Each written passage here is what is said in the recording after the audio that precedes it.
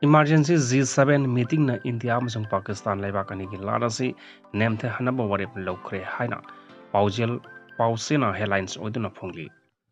Mamang tha April 22 da Jammu and Kashmir gi Pahalgam da terrorists singna chathagiba terror attack ta mioi 13 hard kharba matungda India na terrorist ki mayokta operation sindur chathaduna Pakistan da base toriba terrorist singi mathakta chatharakpa attack singna maram oiraga India amasung Pakistan laibak ani gi marakta achoba lanama thengnariba si nemtha hanabagi damakta G7 laibak singi oiba emergency meeting phamduna lanasi nemtha hanba warep sing loukhre haire. G7 na thokpa statement amagi matung in na hai nuclear khulai sing leiriba India amasung Pakistan laibak anina thengnana wari sanaduna makha tana lanthengna danaba amadi nakal animakta stability leinaba warep loki hairi. Statement asin gi matung in hai G7 gi foreign minister sing maru oina Canada, France, Germany, Italy, Japan, the United Kingdom amasung the United States of America ga loinana European Union gi awang matha ki mihut sing yauba mifam aduna terrorist singna mamang tha April 22 da Pahalgam da chathagiba terror attack adubu akan mamong da condemn tawkiba ga loinana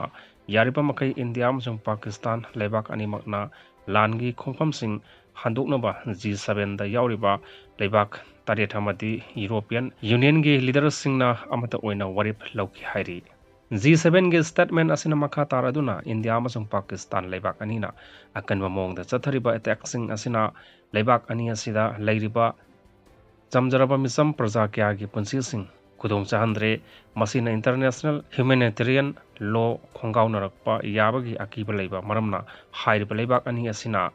yariba makai amaga khut thanabagi khongpham sing handoknaduna santi puraknabagi maikai romda sangsinba chungani haina phongdokli. G7 laibak singna India amasung Pakistan laibak anina chathariba lan asi yamna kupna yengsali amadi G7 laibak taretna India amasung Pakistan laibak anida leiriba ungkhatnaba asi diplomatic solution puraktuna athuba matamda santi hanjilaknaba honabagi khongthang laukalagani hairi. Panba yabadi nuclear sakti mapung fana leiraba India amasung Pakistan anigi marakta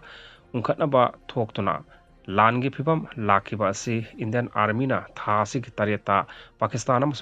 Pakistan occupied Kashmir da leiba terrorist singi headquarter oiriba mafam mapanda operation sindur gi manung sanna air strike sing chathaduna attack tawkiba galoinana thodok adu mioi samarom leikhidraba matung Pakistan attack adugi retaliate torokpa galoinana hojik leibak ani asida akan mamong da lan chathaba hokre amadi G7 leibak singna nuclear sakti leiraba India amsung Pakistan nuclear warhead sing Sidinarakadra haibagi akiba leiba maramna G7 gi meeting asina athuba matamda leibak ani asigi diplomatic oiba mawongda leibak animak hakthengnana unaduna santi hanjilak hannaba honabada G7 na achoba thodang logani haina miphamaduna warip logibani hairi. Operation Sindur Masud Azhar gi masel nupa ga lonina LEG JEM terrorist manga hatkre haiba confirm tawkre haina Paujil News Service na headlines oiduna phongli. Indian Armed Forces singna Operation Sindur gi manung sanna terror singi mathakta tha asigi tareta Pakistan amasung Pakistan occupied Kashmir gi mafam mapanda leiba terrorist da chathakiba attack aduda Bahalwa purda leiba Jais-e-Ahmad JEM gi headquarter Murid Keda leiba Lashkar-e-Taiba LET gi headquarter da terrorist organization ani asigi maru oiba makok thongba singna Mudassar Khadian Khas Hafiz Mohammed Jamil Muhammad Yusuf Azhar Khalid Abu Akasa amasung Ahmad Hassan Khan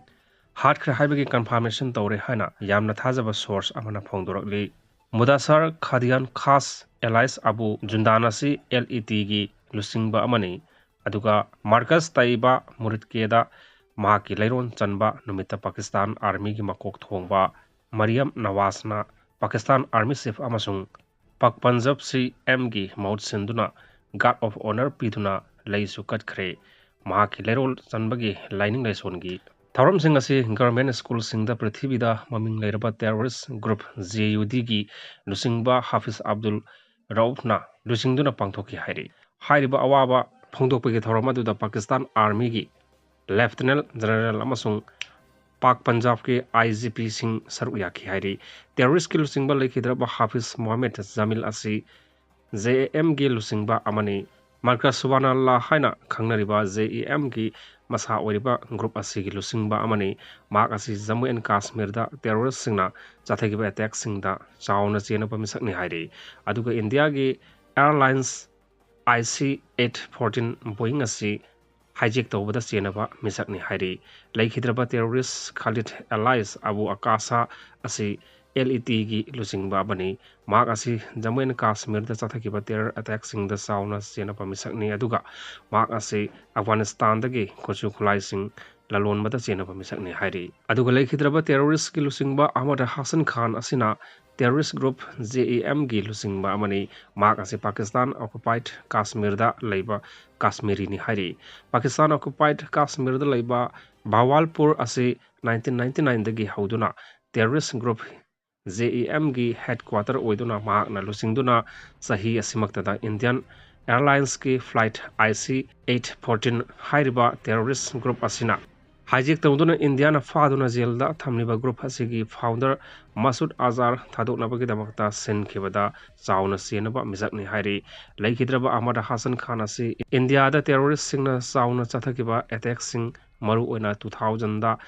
JNK की assembly दा bombing तौकिबा 2001 दा parliament दा attack तौकिबा 2016 दा Pathankot air force base दा strike तौकिबा अमदी 2019 दा पुलवामा सुसाइड बॉम्बिंग तौदुना CRPF पर्सनल निफुरोम हाटपदा चेनबा मिसकनी हाइना सोर्स असिन हाइरी